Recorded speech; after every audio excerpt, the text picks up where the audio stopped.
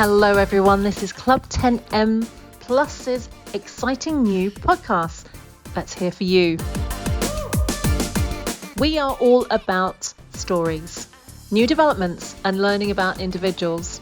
Our hope is that you will join us every week to hear about our distinguished guests. We hope to inspire you, bring you laughter and make you reflect.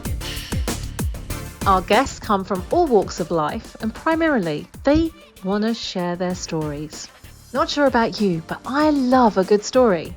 So Club 10M Plus have devoted their time to creating these podcasts, to sharing great ideas and stories and much more. So tune in every week to make sure that you don't miss out.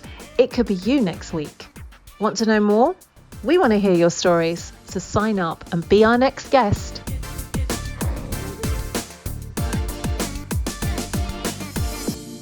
And hi, welcome Kym today, who I think I'm going to hand over to you to introduce yourself because that's a lot simpler today. I'm in one of those modes. Please tell me all about yourself. And yeah, over to you, Kym, please. Brilliant. Well, Krista, thanks for having me on the show. I am delighted to be here.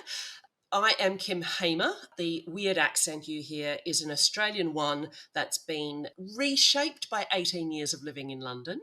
I am a business coach and I specialise in leadership, visibility and personal branding. One of the premises of my business is all about building brand you. So it's about unlocking your greatest asset, you, learning how to harness it so other people get it, and then amplify it so that you can make your mark, achieve success, and leave a legacy. So that's a bit about me. Wow. Okay. Like I said, I could not have said it like that. So thank you, Kym. I've had a bit of practice. Oh, good. So I'm going to lead into, look, our channel's all about stories. We're all about what happened. How did you get to where you are? So let's go back to what shaped you, what got you there.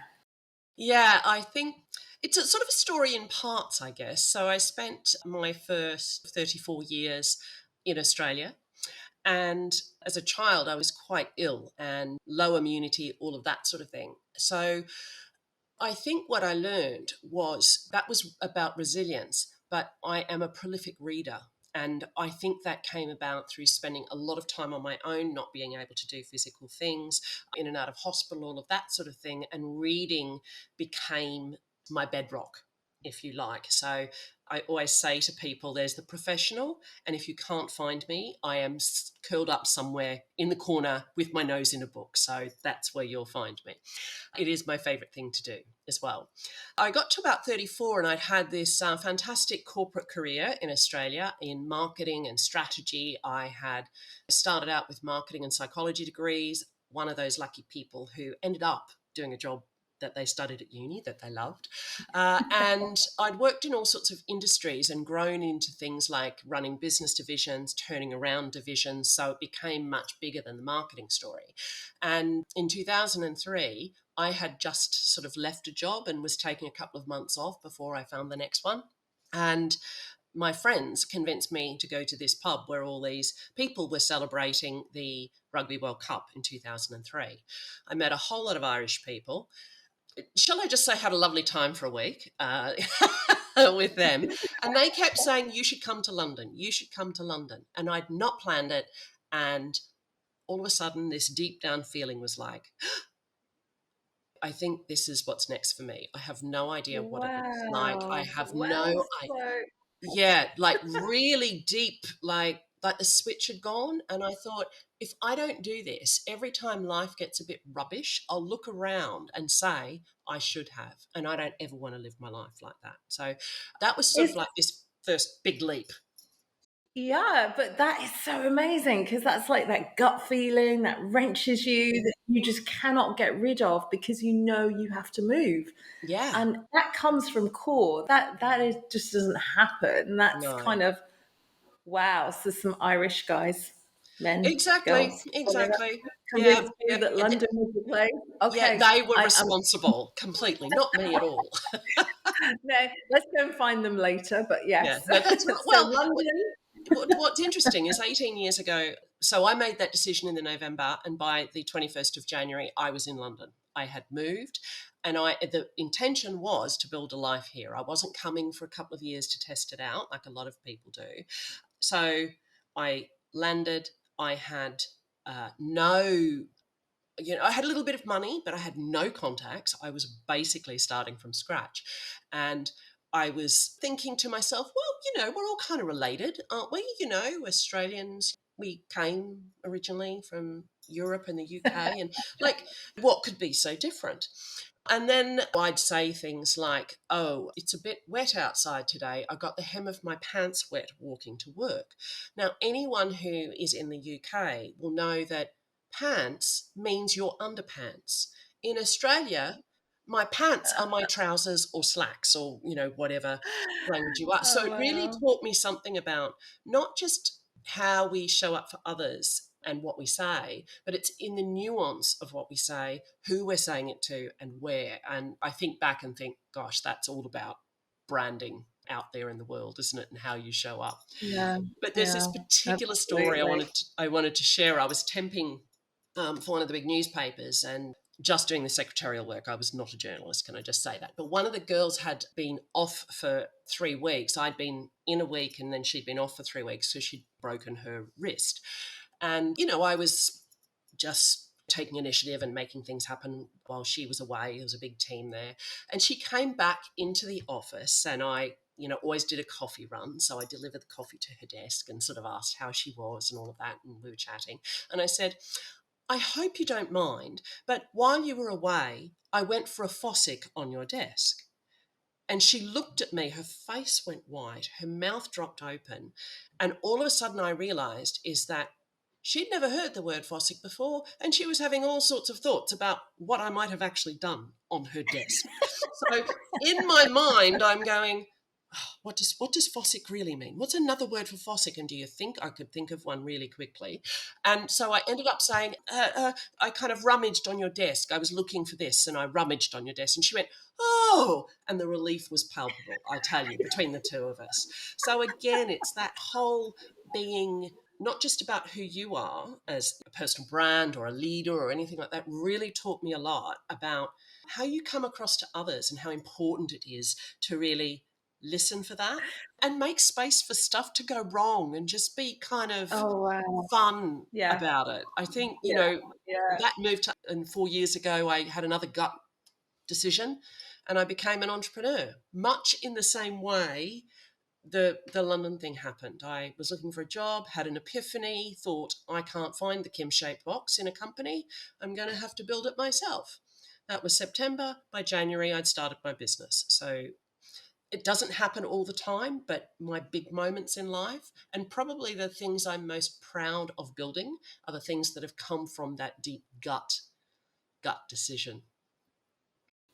Incredible. I mean, it's so true because we all try and look for the box that we fit in, the box that has our name on it and that label, and we try and fit ourselves around what the rest of the world expects of us.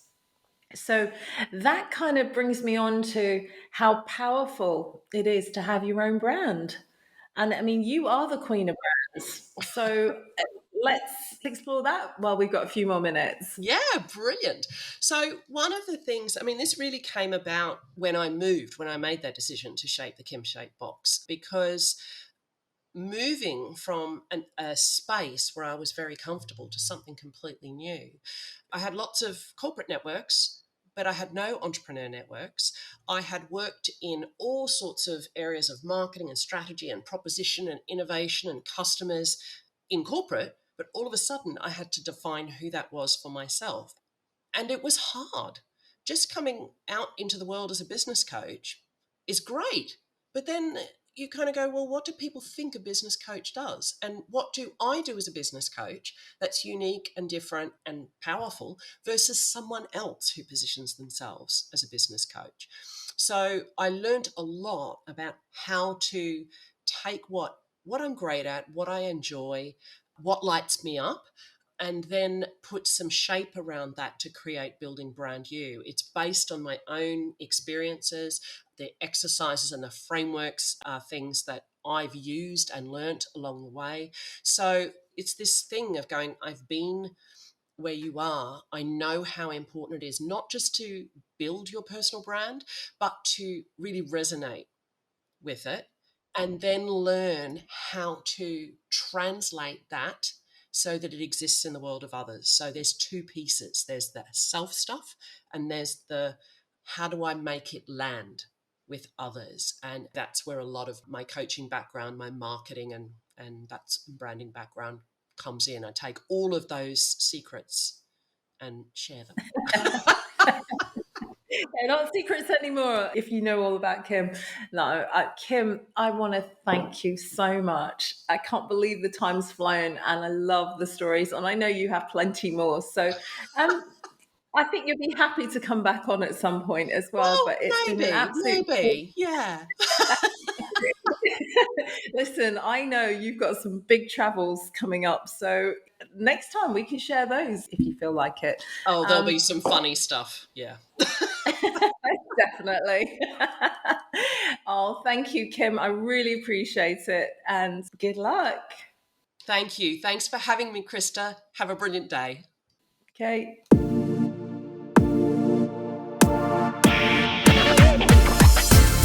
Hello, everyone. This is Club 10M Plus's exciting new podcast that's here for you. We are all about stories, new developments, and learning about individuals. Our hope is that you will join us every week to hear about our distinguished guests. We hope to inspire you, bring you laughter, and make you reflect. Our guests come from all walks of life, and primarily, they want to share their stories. Not sure about you, but I love a good story.